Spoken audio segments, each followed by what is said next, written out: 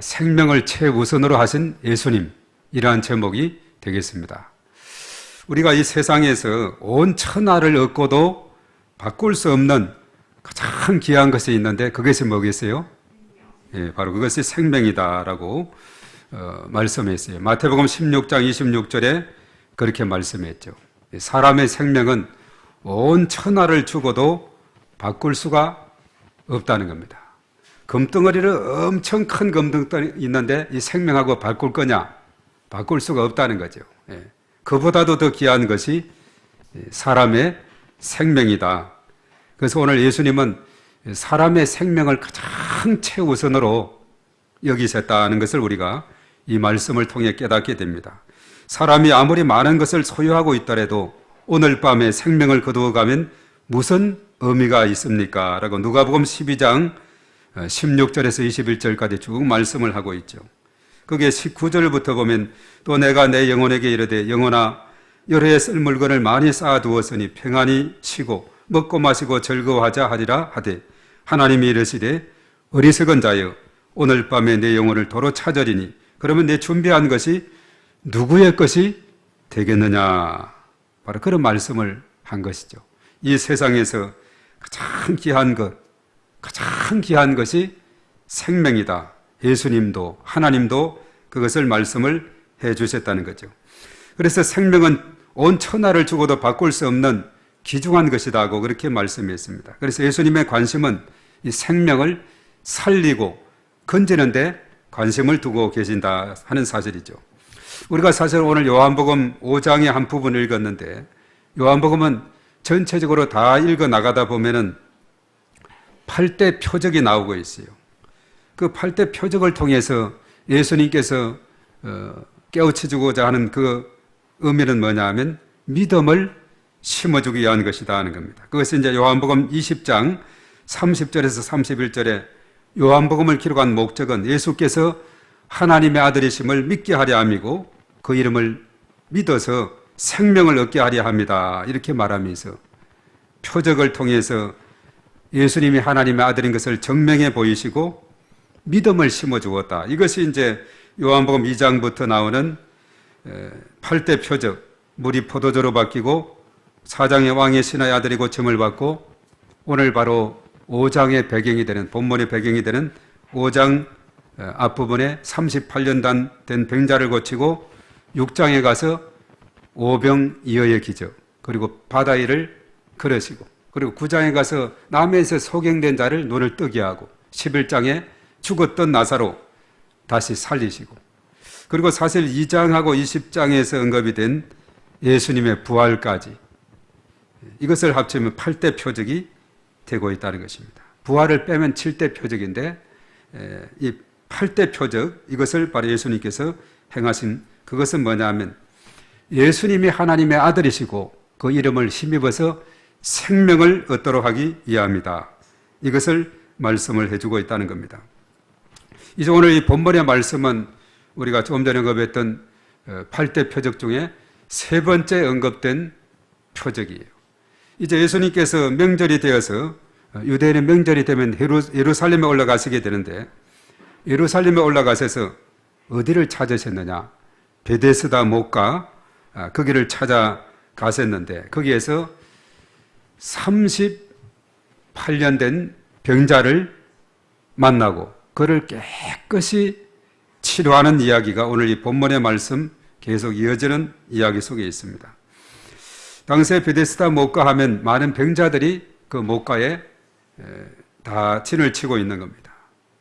왜 그런가 하면 가끔 천사가 내려와서 그 연못의 물을 흔들흔들 이렇게 움직이면은 가장 먼저 달려가는 사람은 어떤 병이든지 치료가 된다, 낫는다 하는 이런 그 히브리 종교와 헬라 미신이 섞인 그런 이야기들이 전해오고 있기 때문에 그 베데스다 못가에는 많은 다양한 종류의 환자들이 있는데 그 중에 하나 38년 된 환자가 있었다는 사실입니다. 그래서 그는 거동도 불편하고 잘 움직일 수도 없고 천사가 와서 물을 동한다 할지라도 더 빠른 사람들이 가서 치료가 되고 1년이 지나고 2년이 지나고 10년이고 20년이고 30년이 지나도 기회가 없는 거예요. 그래서 자포자기하고 낙심하고 있는 그런 가운데 있을 때 예수님이 찾아가신 거예요. 예수님이 찾아가시는 곳은 언제나 희망이 있고 소망이 있고 생명이 넘치는 줄로 믿습니다. 이 38년 된 병자가 낙심하고 절망 가운데 나는 이제 안 되는구나. 세월이 이렇게 많이 지나고 강산이 3번이나 더 지나는 10년이면 강산이 변한다 했으니까 그리고 4번 강산이 변할 그 시점까지 오고 있는 이런 가운데 있는데 도저히 나에게는 희망이 없다고 낙심하고 절망하고 있는 그 현장에 우리 주님께서 직접 찾아가 주셔서 그 사람을 깨끗이 치료해 주신 줄로 믿습니다. 그래서 이 38년 된 병자는 치유함을 받고 이제는 새로운 사람이 되었어요. 개인적으로 생각하면 얼마나 감격적인 순간입니까? 그런데 당시 로마 시대, 당시 한 1세기 정도죠. 그때는 남자의 평균 수명보다도 38년이면 더 산다 그래요. 그러니까 그 당시에는 수명이 너무나도 짧은 그런 가운데 있었는데 그래도 질병 가운데서 38년이나 쭉 지내왔는데 이 사람이 이제는 깨끗이 치료함을 받았다. 얼마나 놀라운 일이고 또 지켜본 사람들은 큰 박수하고 박수를 치면서 격려하고 축하할 그런 일이 있지 않습니까? 자, 그런데 이 일로 인해서 유대인들은 예수님을 박해하는 겁니다. 그 이유가 뭔가 하니 유대인들은 예수님이 안식일을 범했다는 사실이에요. 그 유대인들의 안식일 규정을 보면 안식일에 일하지 말라라고 이렇게 규정이 되어 있거든요. 그런데 예수님께서 그 안식일을 범했다는 것. 그것이 뭐냐 하면 안식일에 병 고치는 일, 치료하는 일이죠. 일을 했다는 겁니다. 의사들은 병을 고치는 일을 하죠. 병을 고치는 그것이 일이다 해가지고 일을 했다 해서 안식일을 범했다 해가지고 예수님을 박해하게 됩니다. 그래서 유대인들은 한 고통받는 사람이 그 고통에서 해방되어 자유롭게 살게 된 그 기쁨, 그 축복은 관심이 없는 거예요. 그저 예수님을 향해서 흠잡을 데가 없는지 그것을 살펴보는 중에 예수님이 안식일에 병 고치는 일을 했구나. 안식일을 범했구나. 이제 그런 율법에 의해서 처벌의 대상이 된다. 이렇게 생각을 한 거죠. 유대인들은 병 나은 사람에게 내가 안식일인데 자리를 들고 걸어가는 것이 옳지 않다라고 지적을 했어요. 그 병 나은 사람 만나가지고 안식일에 자리를 들고 걸어가는 것, 이것도 일로 보는 거죠. 그래서 병 나은 사람은 그랬어요. 자기를 낫게 한 사람이 자기를 들고 가라. 들고 가라 해서 나는 들고 갔을 따릅니다. 이렇게 이야기하는 거죠. 그때 그들이 질문하죠. 너에게 자리를 들고 가라고 한 사람이 누구냐? 이런 질문을 합니다. 그런데 고침받은 그 사람은 그때까지만 해도 나를 고쳐준 그분이 누구인지 분명히 알지 못했어요. 또 이미 예수님께서는 사람들이 주변에 많이 있으니 그 자리를 피해서 그 자리에 없는 상태였거든요. 시간이 많이 지난 후에 예수님께서 성전을 찾아갔는데 성전에서 그 사람을 만나게 된 겁니다. 그러면서 예수님께서 건면했어요. 내가 나았으니 더 심한 것이 생기지 않도록 다시는 죄를 범하지 말라. 이렇게 건면했습니다. 그래서 고침받은 사람은 자기를 고친 사람이 예수님이었구나. 이것을 알고는 유대인들에게 말했어요. 나를 고친 사람은 예수라고 이렇게 알려주네요. 자, 그러자 유대인들은 안식일에 병 고치는 일을 하였다고 해서 예수님을 박해하게 되었습니다. 이 사건은 안식일의 주인이 과연 누구인가를 질문하는 것으로 연결해서 우리가 계속해서 살펴볼 필요가 있다는 겁니다. 그래서 유대인들은 다른 게 없어요.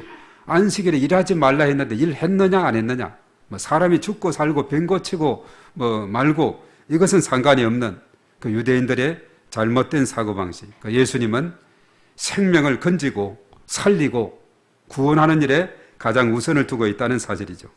그래서 예수님께서 말씀하셨어요. 17절에 내 아버지께서 이제까지 일하시니 나도 일한다. 우리 한번 따르겠습니다. 내 아버지께서 이제까지 일하시니 나도 일한다. 자, 이 말씀 속에는 무엇을 담고 있느냐? 예수님은 자신을 하나님과 동등함으로 알리는 거예요. 아버지께서 일하시니 나도 일한다. 하나님 아버지와 동등한 것으로 말하고 또 사실은 자신이 안식일의 주인이심을 말씀하는 겁니다. 안식일이라 할지라도 안식일의 주인은 바로 예수 그리스도이니 예수님이 생명을 살리는 일에 우선한다는 거죠. 자, 그러자 유대인들은 더욱 예수를 박해 정도가 아니라 죽이고자 하였습니다. 전에 서대반을 향해서도 그랬죠.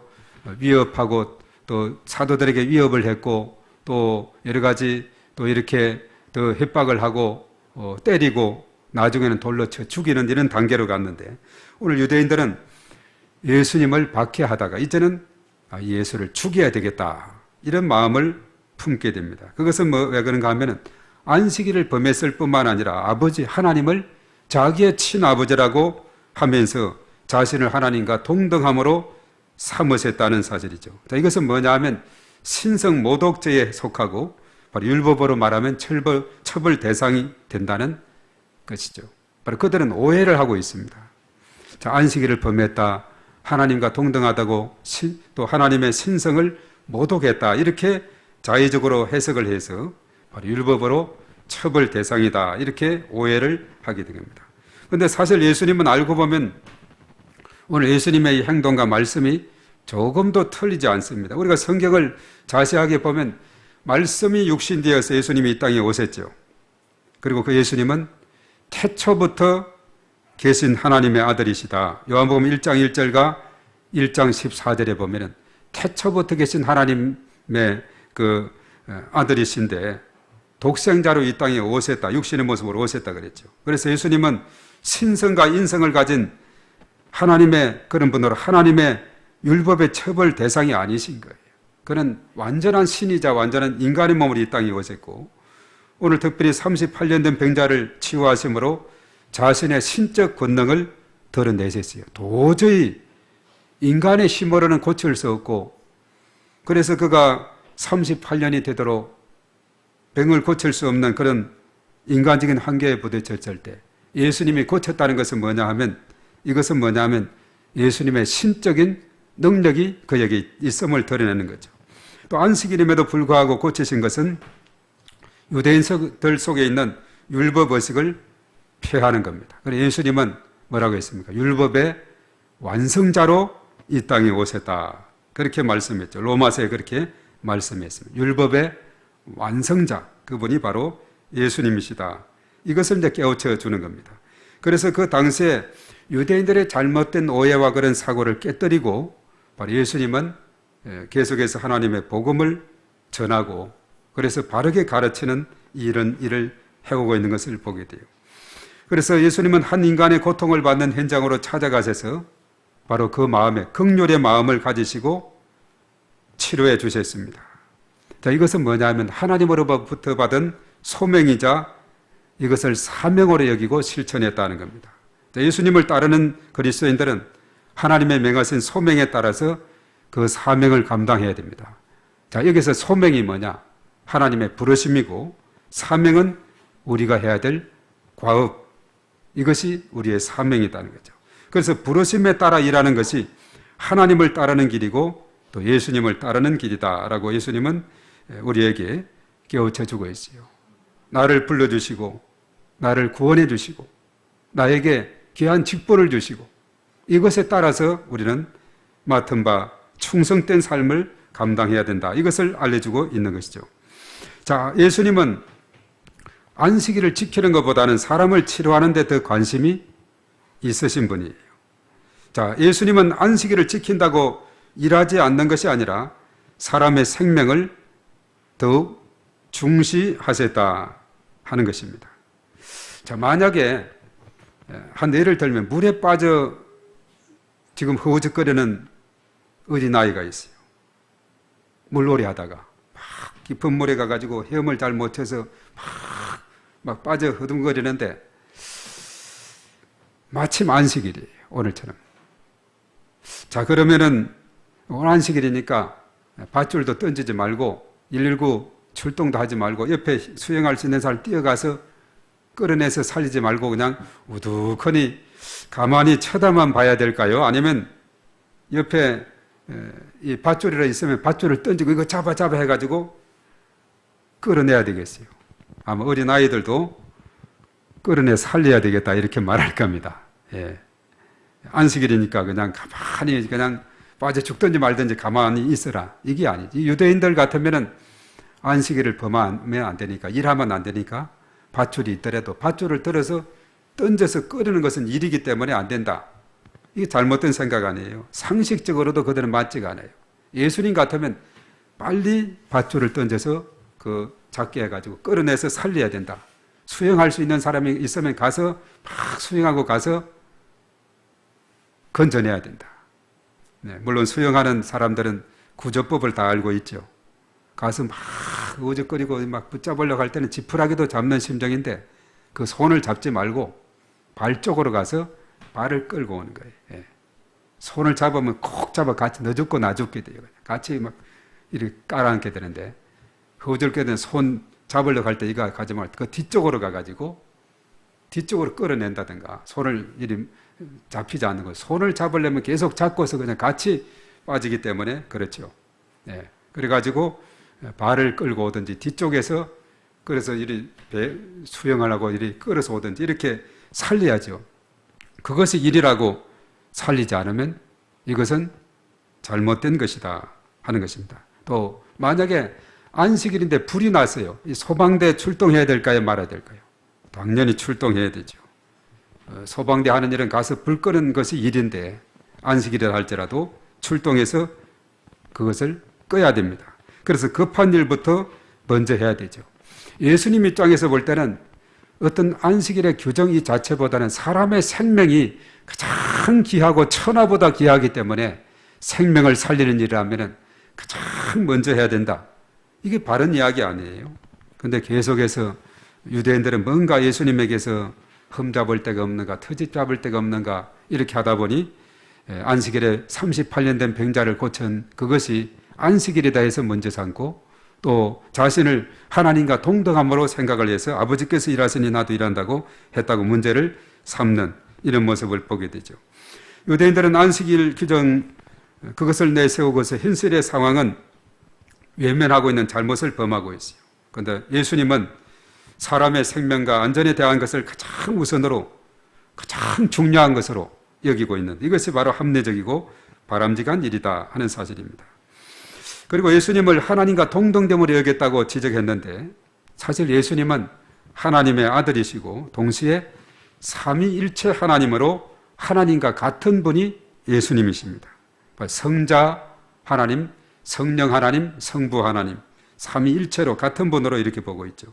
예수님이 하나님과 같은 분이라고 지적한 부분이 성경에는 참 많이 있습니다. 우리가 요한복음을 우리가 이제 본문으로 사봤는데 14장 9절에 보면 나를 본 자는 아버지를 본 것과 같다. 하나님과 똑같이 본 거죠. 그리고 또 10장 30절에 가서는 아버지와 나는 하나다. 이렇게 말했어요. 그러니까 예수님은 하나님과 같은 분으로 이렇게 성경은 많이 말씀하고 있죠. 그리고 사실 하나님의 이제 계시 방법으로 예수님이 누구신지 쭉 요한복음 밝힐 때 7개를 나는 누구이다. 이렇게 밝힌 것이 있습니다.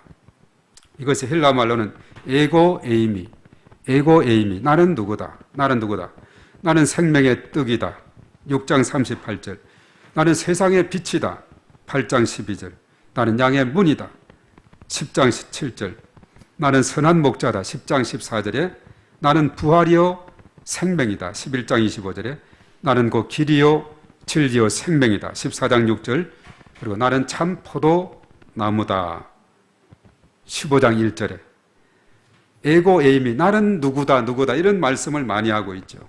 예수님은 생명 그 자체이시고 그는 진리 그 자체이시고 그는 선한 목자이시고 그리고 세상의 빛이시다. 그래서 우리가 요한일서에 보면은 하나님에 대해서 하나님은 사랑이시다. 요한일서 1장 5절에 하나님은 빛이시다. 그 4장 8절 16절에는 하나님은 사랑이시다 이렇게 말하고 있죠. 그래서 예수님도 빛이다 이렇게 말했어요. 그리고 하나님과 같은 분이죠. 예수님의 관심은 생명을 건지고 구원하는 데 있습니다. 예수님이 이 땅에 오신 목적도 바로 구원을 위해서 오셨죠. 심지어 자기 자신을 죽기까지 십자가성에서 죽기까지 구원을 이루기 위해서 하나님의 뜻에 순종한 복종한 예수님인 것을 봅니다. 예수님이 이 땅에 섬김을 받기보다 섬김의 삶을 실천하기 위해서 오셨는데 바로 죽기까지 십자가에서 죽기까지 섬겼다 이것을 말해주고 있어요. 그것이 빌립보서 2장 5절에서 8절에 보면 그는 근본 하나님과 같은 본체이지만은 사랑의 실체로 이 땅에 오셔서 겸손한 모습으로 인간의 몸으로 이 땅에 오셔서 십자가상에서 죽으셨다 이렇게 말하죠. 그것은 히브리서 9장 27절에 피 흘림이 없이는 제사함이 없기 때문에 구약은 짐승의 피를 잡았지만 신약시대 와서는 이제 예수님의 피 흘린 까닭에 더 이상 우리가 짐승을 잡을 필요가 없습니다. 히브리서 9장 12절 10장 12절에 십자가 죽으심으로 단번에 영원한 속죄를 이루신 줄 믿습니다. 예수님이 십자가 죽으셔서 더 이상 이제는 영원한 속죄를 이루었기 때문에 짐승을 잡을 필요가 없게 되었죠. 그래서 예수님은 하나님의 뜻에 맞추어서 생명을 구원하는 데 그 공생의 기간을 다 이렇게 보내셨는데 특별히 하나님께서도 모든 사람이 구원함을 받기를 원한다고 디모데전서 2장 4절에 말했어요. 또 에스겔 33장 11절은 죄인 하나가 멸망으로 가지 않고 구원하는 것 가장 기뻐하는 분이 하나님이신 줄로 믿습니다. 우리가 누가복음 보면 이런 것을 찾은 비유가 세 가지 나오는데 이런 양에 대한 비유, 이런 드라크마, 이런 아들의 비유 이것을 언급하고 있죠. 동일하게 찾았을 때 너무나 기뻐서 잔치했다는 겁니다. 이것을 보면서 우리가 이런 양은 누구인가? 나의 이런 양은 이런 그 양 생명은 누구인가? 이것을 우리가 늘 관심에 두고 생명을 건지고 살리는 일에 우리가 우선을 두는 그런 삶을 살아야 될 줄로 믿습니다. 그리고 예수님께서는 지상 명령 이제 마태복음 마지막 28장 18절에서 20절의 말씀에 물론 사복음서 다 나오고 사도행전에도 나오고 있죠. 지상 명령에서도 보면은 생명을 구원하는 것을 가장 중요시하는 것을 보고 있어요. 하늘과 땅의 모든 것을 아버지께서 내게 주셨으니 그러므로 너희는 가서 모든 민족으로 제자를 삼아 아버지, 아들, 성령의 이름으로 이제 세례를 주고 가르쳐 지키게 하라. 볼지어다 세상 끝날까지 내가 항상 너희와 함께 할 것이다 라고 말씀하고 있어요. 우리가 임마누엘의 은혜를 체험하기 위해서는 뭘 해야 될까요? 계속 주의 복음을 전하는 일을 감당하게 될 때 주님께서 세상 끝날까지 우리와 함께하는 은혜를 힘있게 될 줄 믿습니다. 이제 결론을 맺으면 먼저 믿고 구원받은 자들에게 참으로 주신 그 놀라운 은혜를 생각하면서 하나님 앞에 감사를 드리고 그리고 하나님의 부르심, 소명이죠. 거기에 응답해서 생명을 살리는 일에 사명에 바로 생명을 살리는 일, 그 사명에 가장 우선으로 갖는 저와 여러분들의 삶이 되어야 될 줄로 믿습니다. 이제 예배를 회복하고 오후 예배도 점심도 회복하고 이렇게 하면서 이제 우리의 관심은 나의 이런 양 오이코스를 관심을 두면서 우리가 집중적으로 금년도 이제 석 달밖에 남지 않았습니다. 그래서 이 3개월 동안에 열심히 우리가 기도하고 우리가 생명 건지는 일에 앞장서고 열을 위해서 우리가 여러 가지 준비할 것 준비하고 또 찾아가고 나누어주고 우리가 그리해서 주께로 인도하는 이런 일에 우리가 관심을 가져야 되겠다는 사실입니다. 오늘 유대인들의 잘못된 생각, 안식일 규정을 지켜야 된다. 또 예수님에 대해서 오해해서 하나님과 동등함이라고 신성모독이라 하는데 오늘 예수님은 틀린 것이 하나도 없습니다. 생명을 가장 우선으로 하고 생명을 살리는 일에 직접 현장으로 찾아가서 그 38년 된 병자를 고치시고 살렸지 않습니까? 그리고 사실 예수님은 하나님과 같은 분이라고 그랬어요. 나와 아버지는 하나다. 나를 본 자는 아버지를 보았다. 내가 곧 진리다, 길이다, 빛이다, 선한 목자다. 그렇게 말하지 않습니까? 오늘 예수님은 우리에게 무엇을 알려주고 있어요? 생명이 귀중하다. 그래서 이것을 위해서 우리가 힘써야 된다. 바로 38년 된 병자는 바로 예수님의 이러한 긍휼의 마음 때문에 그가 이제는 치료함을 받고 남은 여생을 기뻐 뛰며 찬양하며 살아갈 수가 있게 되었다는 사실입니다. 우리가 이를 위해서 우리가 힘쓰게 될 때 언제나 하나님께서 우리와 함께 하시고 또 우리를 도와주시고 붙들어 주실 줄로 믿습니다. 이 시간에 참여한 모든 성도들에게 주님의 은혜가 충만하게 되기를 바라겠습니다. 오늘 이 시간 우리 다 같이 기도할 때 하나님께서 우리 가운데 임재하시고 충만하게 역사해 주실 것을 믿습니다. 한 생명이 천하보다 귀하다 했는데 우리가 정말 기도하며 우리 오이코스들을 주께로 인도하는 저희들이 되게 해달라고 우리 주여 한번 기도하겠습니다.